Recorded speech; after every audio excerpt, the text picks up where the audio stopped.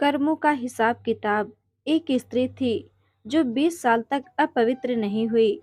फिर कर्म संयोग से 20 वर्ष के बाद उसके पुत्र संतान की प्राप्ति हुई। दुर्भाग्यवश 20 दिन में ही उसकी मृत्यु हो गई। वह महिला हद से ज्यादा रोई और उस मृत बच्चे के शव को लेकर एक सिद्ध महात्मा जी के पास पहुंच गई। वह महात्मा जी से रोकर कहने लगी, मेरा बच्चा एक बार जीवित कर दीजिए। केवल एक बार मैं उसके मुख से माँ शब्द सुनना चाहती हूँ।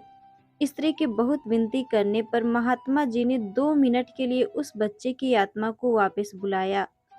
तब उस स्त्री ने उस आत्मा से कहा, तुम मुझे छोड़कर क्यों चले गए मेरे बच्चे? मैं तुमसे सिर्फ एक बार माँ शब्द सुनना चाहती हूँ। उस आत्मा ने कहा, कौन माँ? कैसी माँ? मैं तो तुमसे कर्मों का हिसाब किताब करने आया था। आत्मा ने बताया, पिछले जन्म में तुम मेरी सौतन थी और मेरी आंखों के सामने तू मेरे पति को ले गई। मैं बहुत रोई, तुमसे अपना पति मांगा, पर तुम मेरी एक नहीं सुनी। तब मैं रो रही थी और आज तुम रो रही हो। बस मेरा तुम्हारे साथ जो कर्मों का हिसाब था मैंने पूरा किया और मर गया।